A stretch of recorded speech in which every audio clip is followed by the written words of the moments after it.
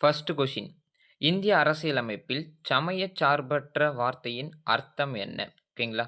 First என்ன குடுத்திருக்காங்கன்னா, அரசு அனைத்து மதங்களையும் சமமாக காக்கிறது.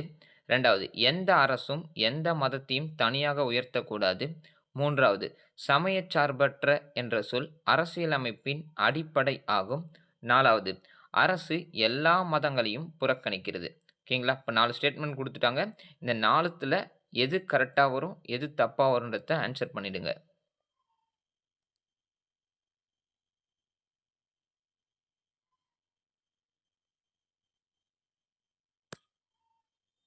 இப்ப 2வது கொஸ்டின். இந்திய அரசியலமைப்பு இயற்றப்படுவதற்கு எத்தனை ஆண்டுகள் எடுத்துக் கொள்ளப்பட்டது? அதாவது என்ன சொல்றாங்க, நம்ம இந்தியன் கான்ஸ்டிடியூஷன் ரெடி பண்றதுக்கு எத்தன நாட்கள்ப்பா எடுத்துட்டு போனாங்க? ஆப்ஷன் ஏ 2 ஆண்டுகள் 11 மாதம் 17 நாட்கள். பி 2 ஆண்டுகள் 9 மாதம் 15 நாட்கள். சி 2 ஆண்டுகள் 8 மாதம் 10 நாட்கள். டி 2 ஆண்டுகள் 7 மாதம் 8 நாட்கள். எது கரெக்ட் ஆன்ஸர்ன்னு சொல்லிடுங்க பார்க்கலாம். கம் ஆன், டைம் போயிட்டு இருக்கு.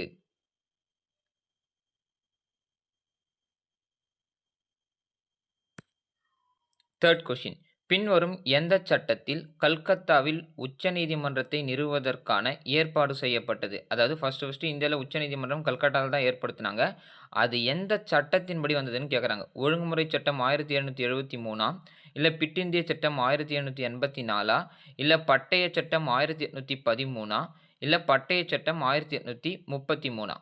ஆன்ஸர் கமெண்ட்ல மென்ஷன் பண்ணிருங்க. ஈஸி கொஸ்டின் தான். அவ்வளோ டைம் கூட எடுக்காது இது.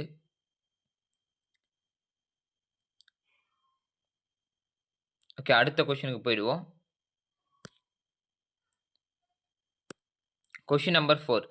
42ஆம் அரசியலமைப்பு திருத்தச் சட்டம் இந்திய அரசியலமைப்பின் முன்னுரையில் 3 புதிய சொற்களை சேர்த்தது. கீழ்க்காணும் சொற்களில் எது தவறானது? அதாவது 3 வார்த்தைய 42வது சட்ட திருத்தம் 1976ல ஆட் பண்ணியிருக்காங்களாம்.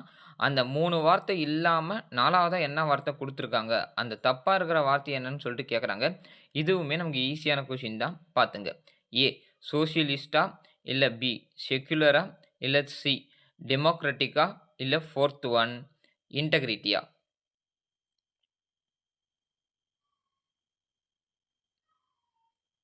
ஓகே, அடுத்த கொஸ்டின் போயிடுவோம். Question number 5. இந்திய அரசியலமைப்பில் உள்ளபடி மத்திய மற்றும் மாநிலங்களுக்கு இடையே அதிகார பகிர்வு பின்வரும் எந்த திட்டத்தின் அடிப்படையில் அமைந்துள்ளது? மத்திய மாநில அரசுகளுக்கு இடையேயான அதிகார பகிர்வு இருக்கு பார்த்தீங்களா? அது எந்த சட்ட திருத்தத்தின்படி வந்திருக்கு அப்படின்னு கேட்குறாங்க. மிண்டோ மார்லி சீர்திருத்தம் 1909ஆ? இல்ல மாண்டேகு செம்ஸ்போர் சீர்திருத்தம் 1919ஆ? இல்ல இந்திய அரசுச் சட்டம் 1935ஆ? இல்ல இந்திய சுதந்திர சட்டம் 1947ஆ? சீக்கிரம் மென்ஷன் பண்ணுங்க. இதுவுமே ஈஸியான கொஸ்டின். நெறைய வாட்டி ப்ரீவியஸ் இயர் கொஸ்டின்ல வேற கேட்டுருக்காங்க. ஓகே, டைம் ஆயிடுச்சு. நெக்ஸ்ட் கொஸ்டின் போயிடுவோம். Question number 6. பின்வரும் சுதந்திரங்களில் எது இந்திய அரசியலமைப்பின் முன்னுரையில் உள்ளடக்கப்படவில்லை? ஓகேங்களா. முன்னுரையில வந்து பார்த்தீங்கன்னா, ஒரு சில சுதந்திரங்கள மென்ஷன் பண்ணியிருக்காங்களாம். அதுல கீழ குடுக்கப்பட்டுள்ள எந்த சுதந்திரம்பா முன்னுரையில மென்ஷன் பண்ணல அப்படின்னு கேட்குறாங்க. சிந்தனை சுதந்திரம் இது மென்ஷன் பண்ணலையா? இல்ல அறிக்கை சுதந்திரம் இத மென்ஷன் பண்ணலையா? இல்ல நம்பிக்கை சுதந்திரம் இத மென்ஷன் பண்ணலையா? இல்ல பொருளாதார சுதந்திரம் இத மென்ஷன் பண்ணலையா? இது கொஞ்சம் டஃப்பான கொஸ்டின் தான். நான் பிரியாம்பிள நல்லா படிச்சிருந்தீங்கன்னா, அதுக்கு ஈஸியா ஆன்ஸர் பண்ணலாம். ஓகேங்களா. டைம் போயிட்டு இருக்கு. சீக்கிரம் பாருங்க. அடுத்த கொஸ்டினுக்கு போயிடுவோம். Question number 7. பின்வரும் நபர்களில் யார் கேபினட் தூதுக்குழுவில் உறுப்பினராக இருக்கவில்லை? ஆமா, கேபினட் தூதுக்குழுன்னு சொல்லிட்டு ஒருத்தவங்க வந்திருப்பாங்க பிரிட்டிஷ்ல இருந்து. அந்த கேபினட் தூதுக்குழுல உறுப்பினரா இல்லாதவங்க யாரு? கீழ இருக்கிற ஆப்ஷன்ல அப்படின்னு கேட்டிருக்காங்க. ஏ வில்லியம் வுட்டா? பி பெத்திக் லாரன்ஸா? சி ஸ்டாக்போர்ட் கிரிப்ஸா? இல்ல டி ஏபி அலெக்சாண்ட்ரா? ஓகேங்களா. ஈஸியான கொஸ்டின் தான். இது நமக்கு ஐஎன்எம் ரிலேட்டடாவுமே ரொம்ப ரொம்ப முக்கியமான கொஸ்டின்னு சொல்லலாம். ப்ரீவியஸ் இயர்லாம் அதிக முறை கேட்ட கொஸ்டின் வேற. டைம் போயிட்டு இருக்கு. சீக்கிரம் மென்ஷன் பண்ணிடுங்க. நம்ம சீக்கிரம் அடுத்த கொஸ்டினுக்கு போவோம்.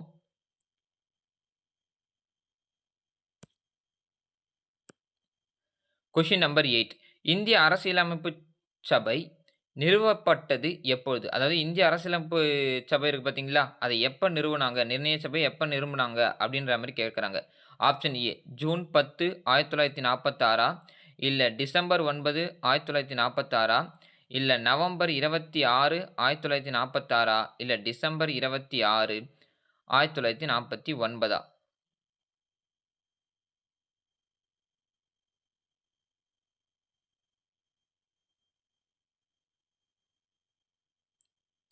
ஓகே. அடுத்த கொஸ்டினுக்கு போயிடுவோம். கொஸ்டின் நம்பர் 9 முகப்புரையில் காணப்படும் சொற்களின் வரிசை என்ன? ஓகேங்களா. நமக்கு முகப்புரையில வந்து பார்த்தீங்கன்னா, ஒரு 5 வார்த்தைய லைனா குடுத்திருப்பாங்க. அந்த 5 வார்த்தையுமே இங்கே குடுத்திருக்காங்க. இது எப்படி முகவுரையில இருக்கிற மாரி இருக்கும் அப்படின்ற மாரி காலவரிசைப்படுத்த சொல்லியிருக்காங்க. மக்களாட்சி, சமத்துவம், இறையாண்மை, மதச்சார்பின்மை, குடியரசு. இத ஆர்டர் பண்ணி என்ன ஆப்ஷன்னு கமெண்ட்ல மென்ஷன் பண்ணுங்க. இல்ல நெறைய முறை ப்ரீவியஸ் இயர் கொஸ்டின் பேப்பர்ல கேட்ட கொஸ்டின். கட்டாயமா எல்லாருக்குமே தெரிய வேண்டிய ஒரு கொஸ்டின். சீக்கிரம் டைம் போயிட்டு இருக்கு.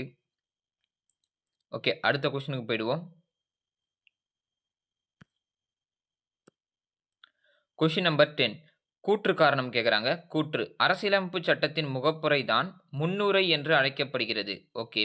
காரணம் அது இந்தியாவை இறையாண்மை, சமூக நீதி, மதச்சார்பின்மை, மக்களாட்சி, குடியரசு என வரையறை செய்கிறது.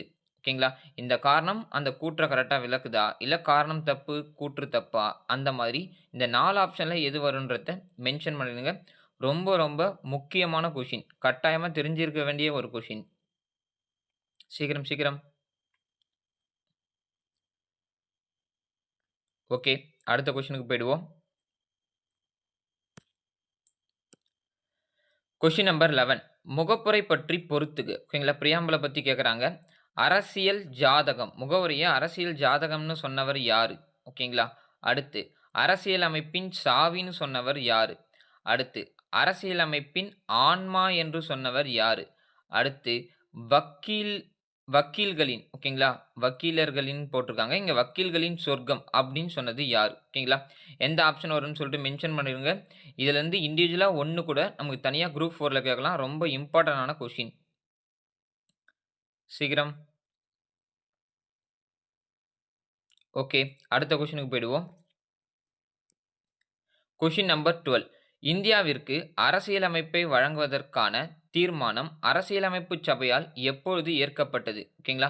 அதாவது இந்தியாவிற்குன்னு ஒரு அரசியலமைப்ப குடுக்கலாம்பா அப்படின்னு சொன்னது எந்த மீட்டிங்ல, அந்த மீட்டிங் எப்ப நடைபெற்றதுன்னு கேட்குறாங்க. டிசம்பர் 9, 1946 இல்ல ஜனவரி 22, 1947 இல்ல நவம்பர் 26, 1949 இல்ல ஆகஸ்ட் 15, 1947 சீக்கிரம் கமெண்ட்ல மென்ஷன் பண்ணிடுங்க.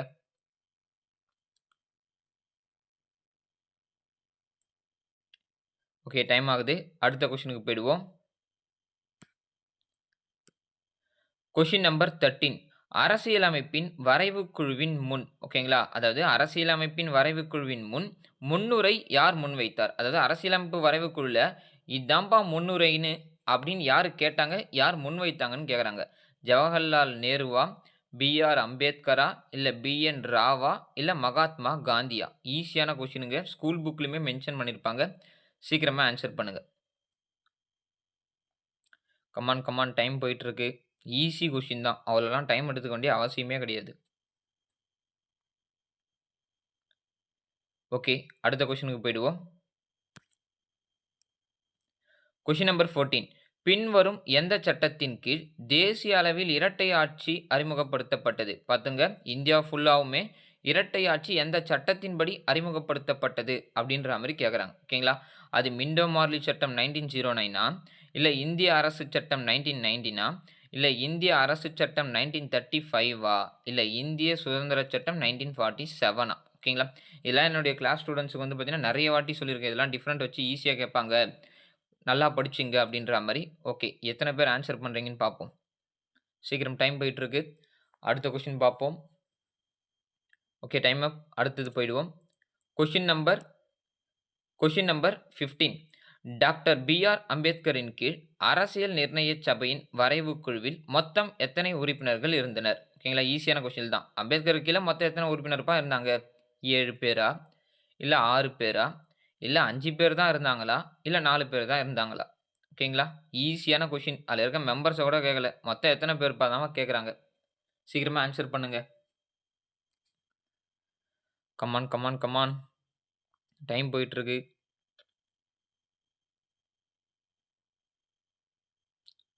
ஓகே. அடுத்த கொஸ்டினுக்கு போயிடுவோம். Question number 16. கீழ்க்கண்ட 3 கூற்றுகளில் இந்திய அரசியலமைப்பு சட்டம் குறித்த சரியான கூற்றை கண்டறிக. இந்தியா கான்ஸ்டிடியூஷன பத்தி எது கரெக்ட்டா இருக்கு அப்படின்ற மாரி. இந்திய அரசியலமைப்பு சட்டம் சமூகங்களால் கட்டமைக்கப்பட்ட ஒரு ஆவணமாகும். இது கரெக்ட்டா? இல்ல இந்திய அரசியலமைப்பு சட்டம் என்பது எழுதப்படாத மரபுகளின் வழக்காறுகள் ஆகும். இது கரெக்ட்டா? இல்ல இந்திய அரசியலமைப்பு சட்டம் என்பது பாராளுமன்றத்தாலும், நீதிமன்றத்தாலும் முறையாக செய்யப்படும் ஒரு நூல் வகையாகுமா? இது 3ல எது கரெக்ட்டு? இல்ல எது தப்பு? அப்படின்ற மாரி கேட்கறாங்க. மென்ஷன் பண்ணிடுங்க.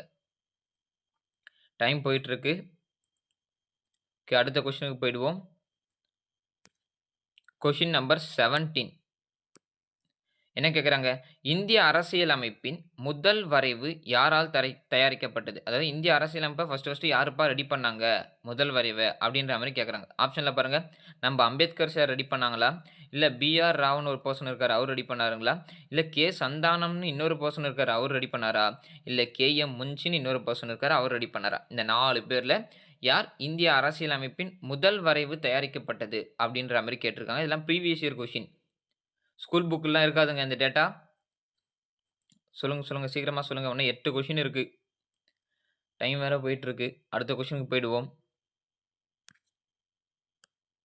ஓகே. Question number 18. இந்திய அரசியலமைப்பு அரசியல் நிர்ணய சபையால் எப்பொழுது ஏற்கப்பட்டது? அதாவது இந்தியாவுடைய அரசியலமைப்ப அரசியல் நிர்ணய சபையால் எப்பப்பா ஏத்துக்கிட்டாங்க? நவம்பர் 26, 1949 இல்ல ஆகஸ்ட் 15, 1949 இல்ல அக்டோபர் 2, 1949 இல்ல நவம்பர் 15, 1949 ரொம்ப ரொம்ப ஈஸியான கொஸ்டின்ங்க. ஸ்கூல் புக்லயுமே குடுத்திருப்பாங்க. ஓகேங்களா? அதிகமா டைம் எடுத்துக்க வேண்டிய அவசியமும் கிடையாது இந்த மாரி கொஸ்டினுக்கு. ஓகே. கடைசி 5 நிமிடங்கள். சாரி 5 வினாடிகள். சீக்கிரம். ஓகே. அடுத்த கொஸ்டினுக்கு போயிடுவோம். Question number 19. 1946 அமைச்சரவை குழுவின் உறுப்பினர்களாக இந்தியா வந்தவர்கள் யார்? ஓகேங்களா? 1946ல பிரிட்டிஷ்ல இருந்து அமைச்சரவை தூதுக்குழு, கேபினட் தூதுக்குழுன்னு வந்திருப்பாங்க. ஓகேங்களா? அவங்க யார் யாருன்றத இந்த ஆப்ஷன் வச்சு கரெக்ட்டா சொல்லுங்க அப்படின்றாங்க.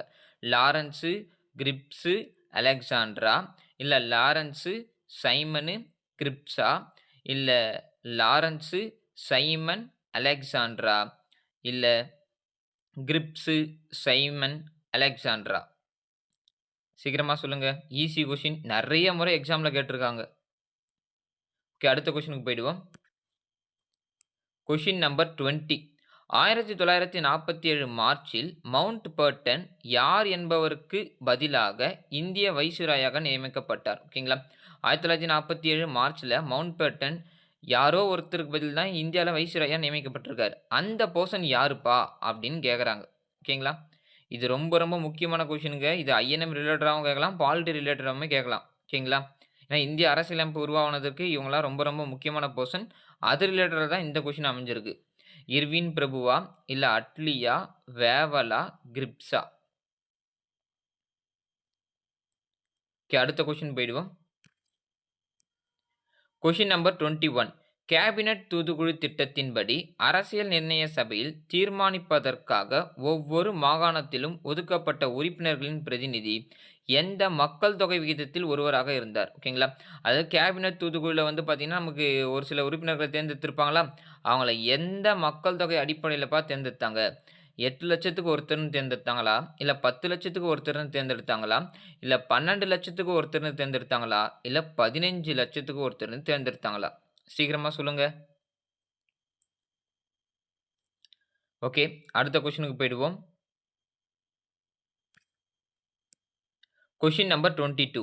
இந்திய அரசியலமைப்பு சட்டத்தின் அடிப்படை வடிவத்தை மாற்ற இயலாது. ஓகேங்களா? இந்திய அரசியலமைப்பு சட்டத்தின் அடிப்படை வடிவத்தை மாற்ற இயலாது அப்படின்னு சொன்ன கேஸ் எது அப்படின்னு கேட்குறாங்க. சங்கரி பிரசாத் வழக்கா? இல்ல கோலக்நாத் வழக்கா? இல்ல நம்ம கேசவானந்த பாரதி வழக்கா? இல்ல மினர்வா மில் வழக்கா? இந்த 4 ஆப்ஷன்ல எந்த ஒண்ணு இந்திய அரசியலமைப்பு சட்டத்தின் அடிப்படை வடிவத்தை, இல்ல அடிப்படை கட்டமைப்பை மாற்ற இயலாது அப்படின்னு சொன்னாங்கன்னு கேட்கறாங்க. இதுவுமே ஈஸி கொஸ்டின். நெறைய வாட்டி ப்ரீவியஸ் இயர்ல கேட்ட கொஸ்டின். சீக்கிரம் அடுத்த கொஸ்டினுக்கு போயிடுவோம். Question number 23. இந்திய அரசியலமைப்பு சட்டத்தின் முன்னுரையில் எத்தனை வகையான நீதிகள் குறிப்பிடப்பட்டுள்ளன? ஓகேங்களா. இந்திய அரசியலமைப்பு சட்டத்துடைய நம்ம பிரியாம்பல்ல எத்தனை வகையான நீதிப்பா சொல்லியிருக்காங்க? 2 வகையான நீதி சொல்லியிருக்காங்களா? இல்ல 3 வகையான நீதி சொல்லியிருக்காங்களா? இல்ல 4 வகையான நீதி சொல்லியிருக்காங்களா?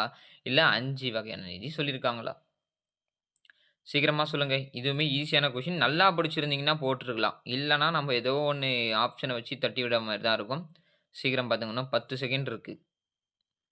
சொல்லுங்க, சொல்லுங்க. ஓகே, அடுத்த கொஸ்டினுக்கு போயிடுவோமா? டைம் ஆயிடுச்சு. அடுத்து போயிடுவோம். Question number 24. பின்வரும் நிகழ்வுகளை காலவரிசைப்படி ஒழுங்கமைக்கவும். ஓகேங்களா. நமக்கு இந்த மாரி மெத்தட்ல கொஸ்டின்ஸ் அதிகமாவே எதிர்பார்க்கலாங்க. அது பாலிட்டியா இருக்கட்டும், ஐஎன்எம்மா இருக்கட்டும். ஓகேங்களா. வேவல் திட்டம் ஃபர்ஸ்ட் வந்திருக்குமா? இல்ல மவுண்ட் பேர்டன் திட்டம் ஃபர்ஸ்ட் வந்திருக்குமா? இல்ல அமைச்சரவை தூதுக்குழு திட்டம் தான் ஃபர்ஸ்ட் வந்திருக்குமா? அதான் கேபினட் திட்டம். இல்ல சிம்லா மாநாடு தான் வந்திருக்குமா? அப்ப இதுக்கெல்லாம் கன்ஃபார்மா நம்ம என்ன தெரிஞ்சிருக்கணும்? இயர் தெரிஞ்சிருக்கணும். அந்த இயர கரெக்ட்டா நேரா போட்டு, அத காலவரிசைப்படுத்தினா ஆன்ஸர் சீக்கிரமா வந்துரும். ஓகேங்களா. பாருங்க.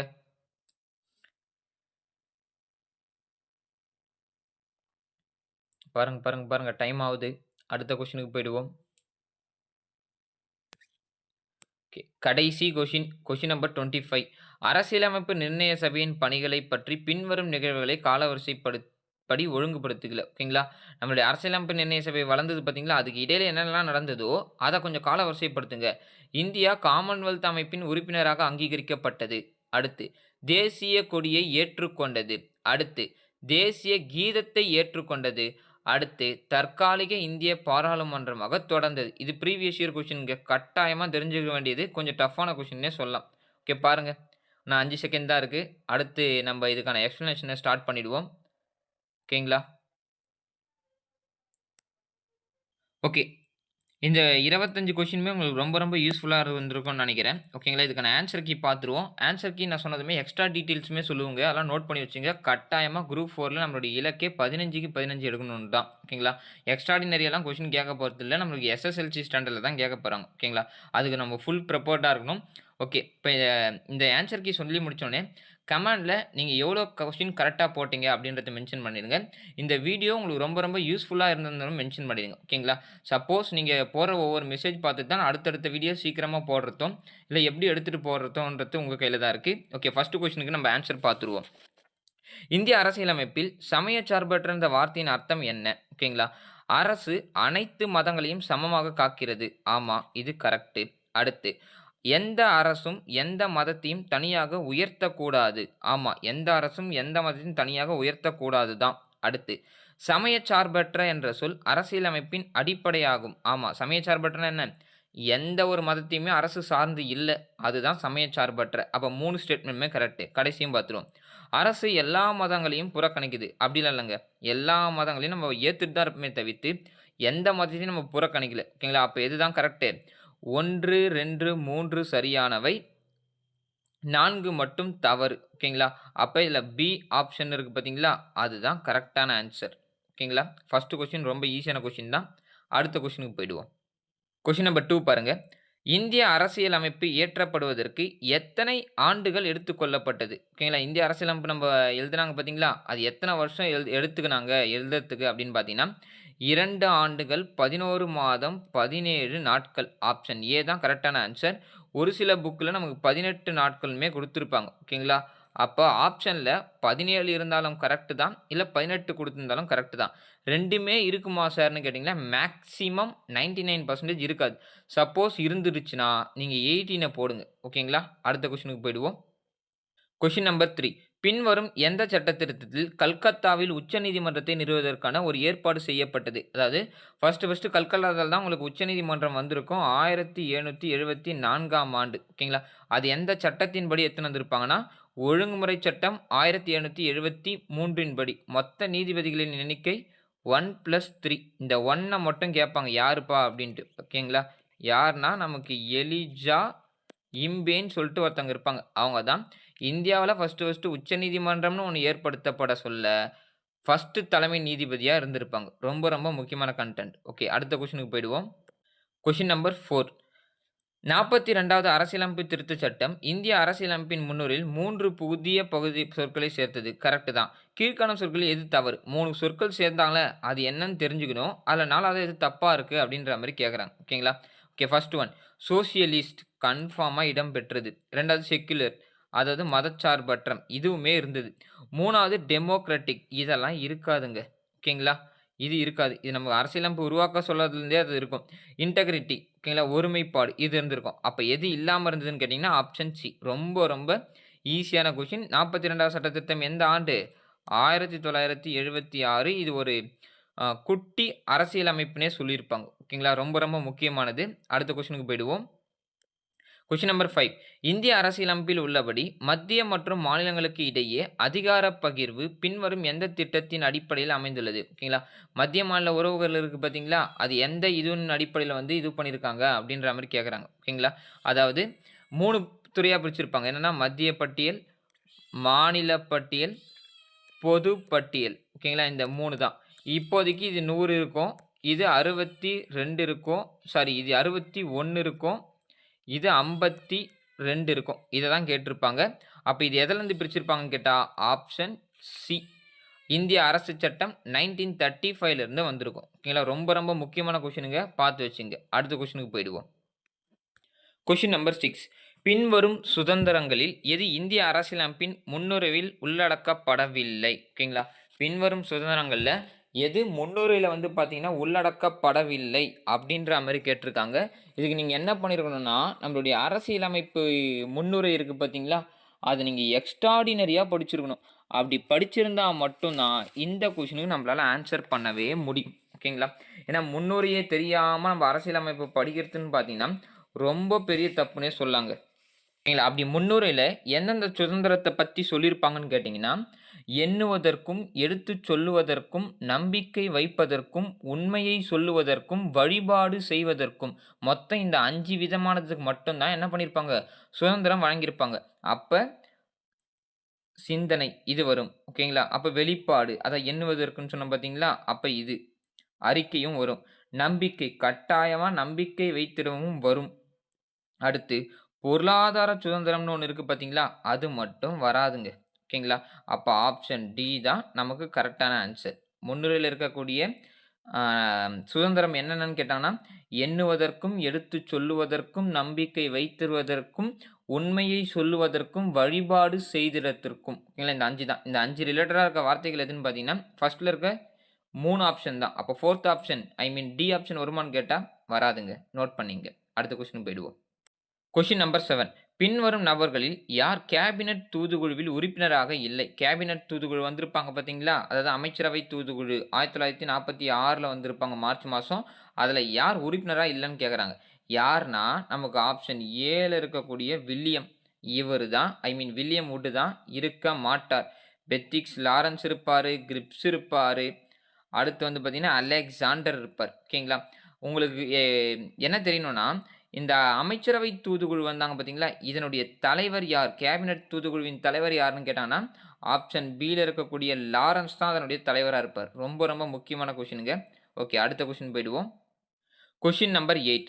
இந்திய அரசியலமைப்பு சபை நிறுவப்பட்டது எப்போது? இந்திய அரசியலமைப்பு சபை எப்பப்பா நிறுவனாங்க? அரசியலமைப்பு சபை எப்ப நிறுவனாங்க? ஐ மீன் அரசியலமைப்பு நிர்ணய சபை எப்ப நிறுவனாங்கன்னு கேட்குறாங்க. ஜூன் 10 வராது. டிசம்பர் 9 அடுத்து நவம்பர் 26 வராது. அடுத்து டிசம்பர் 26ம் வராது. ஓகேங்களா? இதுக்கு ஆப்ஷன் பி வேணா அப்ராக்ஸிமேட்டா சொல்லலாம். ஏன்னா, நமக்கு இந்திய அரசியலமைப்பு நிர்ணய சபை எப்போ உருவாக்கப்பட்டதுன்னா, 1946 டிசம்பர் 6 ஓகேங்களா? இல்ல ஆப்ஷன்ல டிசம்பர் 9ன்ற மாரி குடுத்திருப்பாங்க. அப்ப இந்த 9 கூட வராது. ஏன்னா 9 அன்னைக்கு நமக்கு ஃபர்ஸ்ட் மீட்டிங் நடந்திருக்கும். ஓகேங்களா?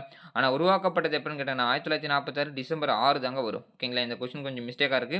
நோட் பண்ணி வச்சுங்க. அடுத்த கொஸ்டினுக்கு போயிடுவோம். ஓகே இந்த கொஸ்டின் பாருங்க. முகவுரையில் காணப்படும் சொற்களின் வரிசை காண்க. ஓகேங்களா? நமக்கு முகவுரையில வந்து பார்த்தீங்கன்னா 5 விதமான வார்த்தைய லைனா குடுத்திருப்பாங்க. என்னன்னு குடுத்திருப்பாங்க? இறையாண்மை, சமதர்ம, சமயச்சார்பற்ற மக்களாட்சி குடியரசுன்னு குடுத்திருப்பாங்க. அப்படி பார்த்தீங்கன்னா, இறையாண்மை ஃபர்ஸ்ட் 3 வரணும். அப்படி பார்த்தா 3 ஆப்ஷன் இருக்குது. அடுத்து சமதர்மம் அதான் சமத்துவம்னு குடுத்திருக்காங்க. அப்ப 3க்கு அப்புறம் 2 அந்த மாரி பார்த்தா 2 ஆப்ஷன் வருது. ஓகேங்களா? அடுத்து இறையாண்மை, சமதர்மம், சமயச்சார்பற்ற.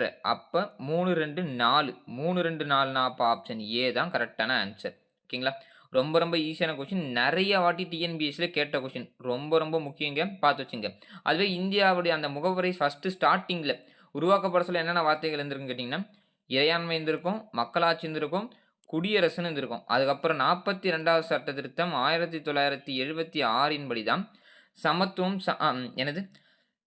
மதச்சார்பின்மை, ஒருமைப்பாடு அப்படின்ற ஒரு சில வார்த்தைகள வந்து ஆட் பண்ணியிருப்பாங்க. ஓகேங்களா? என்னென்ன வார்த்தைகன்றது ரொம்ப ரொம்ப ரொம்ப ரொம்ப முக்கியங்க. என்னென்ன வார்த்தைகன்னு கேட்டாங்கன்னா, சமதர்மம், சமயச்சார்பற்ற, ஒருமைப்பாடு. இந்த 3 வார்த்தைகள ஆட் பண்ணியிருப்பாங்க. ரொம்ப முக்கியமானது.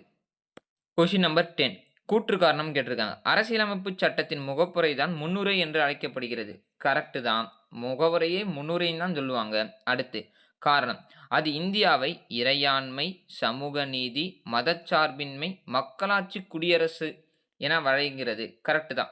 2மே கரெக்ட் தான். ஆனா இது அத விளக்குதான்னு கேட்டா இல்லங்க. ஏன்னா அரசியலமைப்பு சட்டத்தின் முகப்புரைய தான் முன்னுரைன்னு சொல்லுவோம்.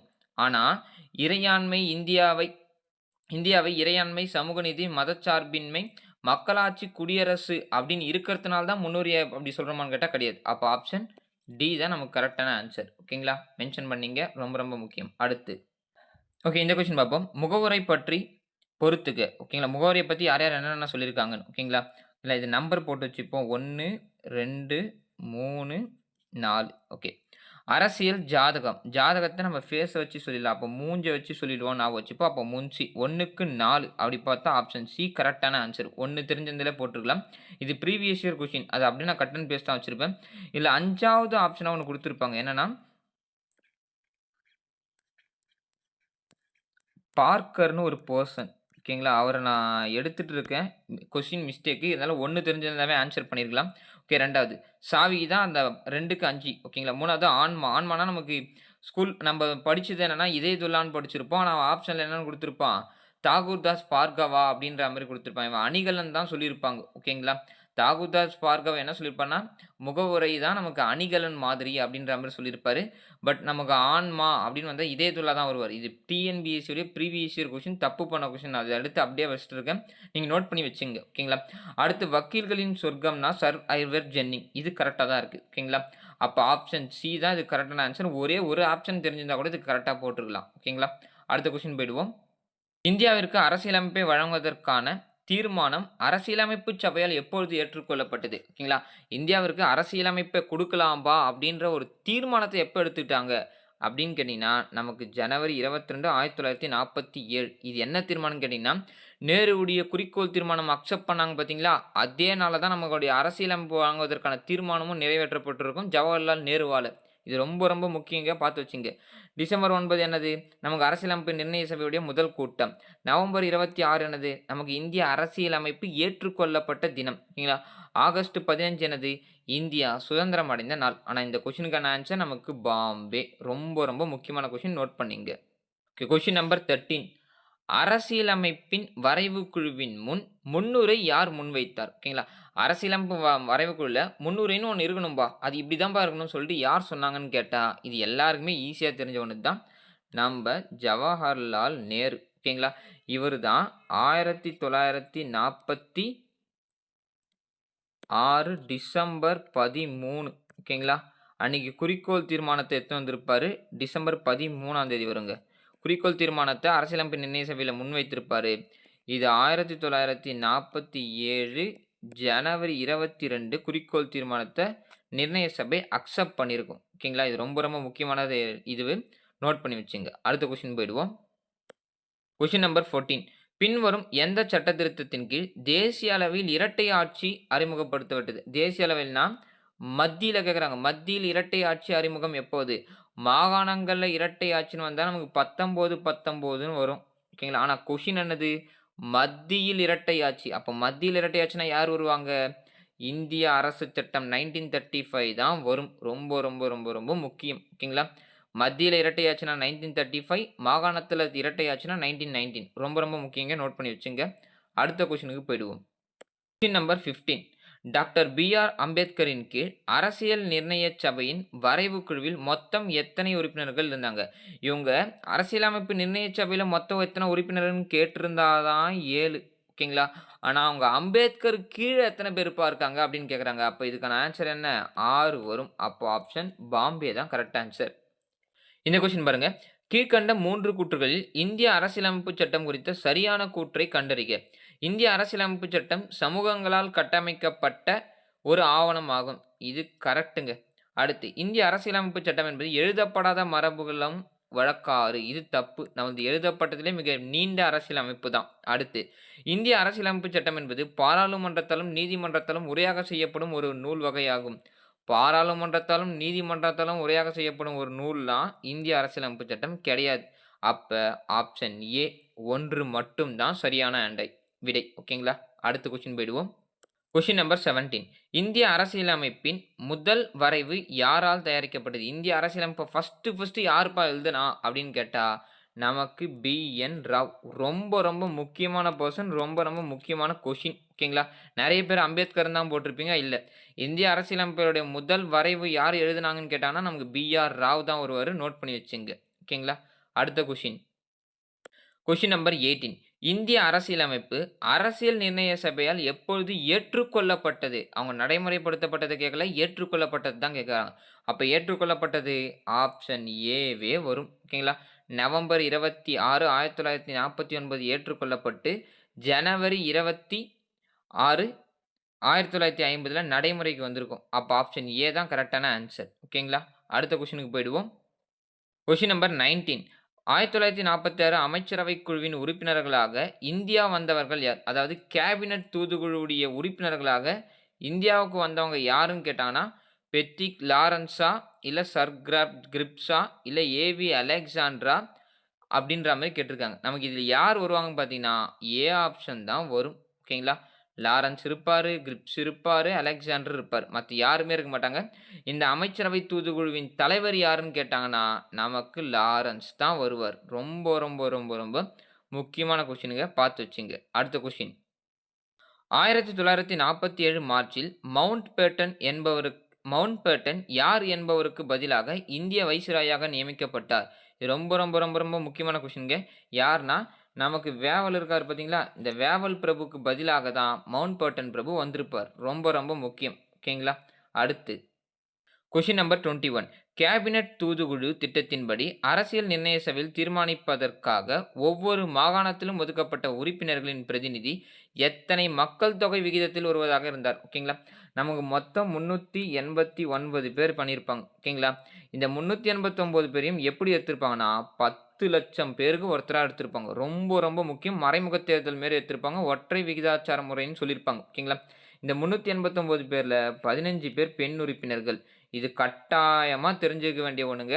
நோட் பண்ணி வச்சுக்கோங்க. ரொம்ப முக்கியமான டேட்டா. ஓகேங்களா? நமக்கு 10த் புக்லயே ஃபர்ஸ்ட் பேஜ்லயே குடுத்து வச்சிருப்பாங்க இந்த டீட்டெயில. 389 அதுல எத்தன பெண் உறுப்பினர்கள் கேட்டாங்கன்னா, 15 பெண் உறுப்பினர்கள். ஓகேங்களா? அடுத்த கொஸ்டின் போயிடுவோம். இந்திய அரசியலமைப்பு சட்டத்தின் அடிப்படை வடிவமைத்தை ஓகேங்களா? என்ன கேட்குறாங்க? இந்திய அரசியலமைப்பு சட்டத்தின் அடிப்படை வடிவத்தை மாற்ற இயலாது. அதனுடைய கட்டமைப்ப மாற்ற இயலாது. அப்படின்னு சொன்ன கேஸ் எதுன்னு கேட்டாங்கன்னா, கேசவானந்த பாரதி வழக்கு 1973 இதுதான். இந்திய அரசியலமைப்பு சட்டத்தின் அடிப்படை கட்டமைப்பை பாதிக்காம திருத்தணும். அத கட்டமைப்ப மாறவே கூடாது. அதுவும் ஆர்டிக்கிள் நம்பர் 368 யூஸ் பண்ணி தான் திருத்தணும் அப்படின்னு சொன்னவர் யாருன்னு கேட்டீங்கன்னா, கேசவானந்த பாரதி வழக்கு தான்.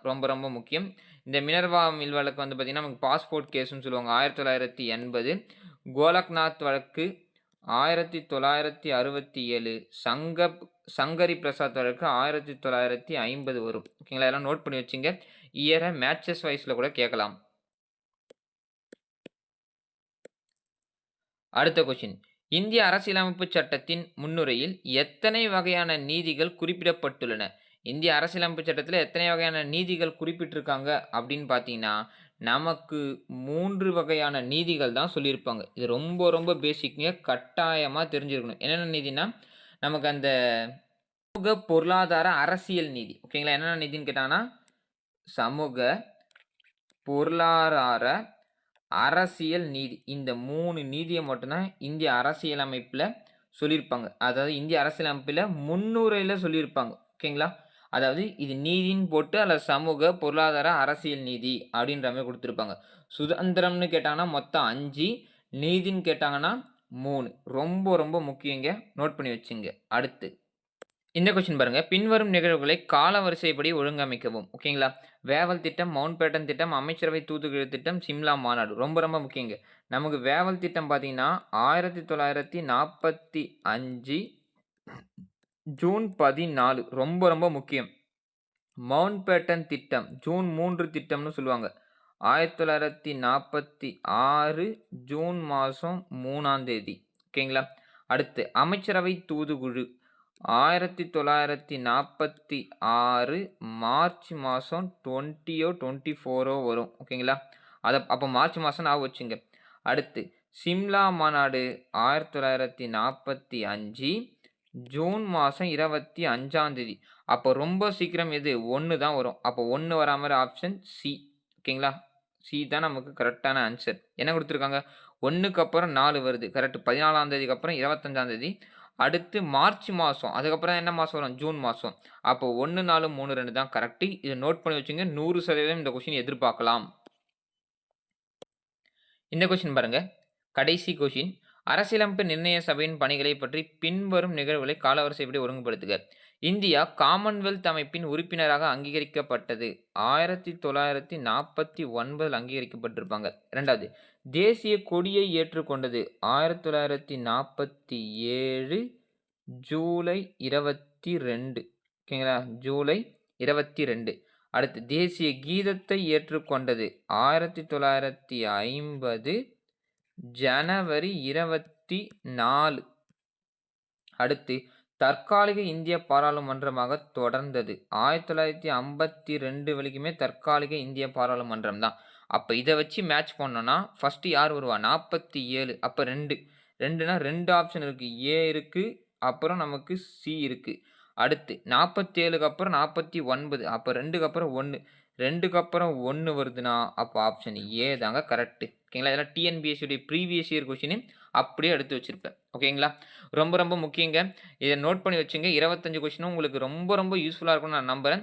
இதே மாதிரி நாளைக்கு நைட் என்ன டாபிக்ன்றத நான் என்னுடைய டெலகிராம் சேனல்ல அப்லோட் பண்ணிடுறேன். நீங்க என்னோட டெலகிராம் சேனலுமே என்ன ஃபாலோ பண்ணீங்க. நம்மளுடைய சேனல் சப்ஸ்கிரைப் பண்ணாம இருந்தீங்கன்னா, சப்ஸ்கிரைப் பண்ணி வச்சுங்க. அடுத்து இந்த கொஸ்டினுக்கான ஃபீட்பேக் எப்படி இருந்ததுன்றத கமெண்ட்ல மென்ஷன் பண்ணுங்க. Thank you.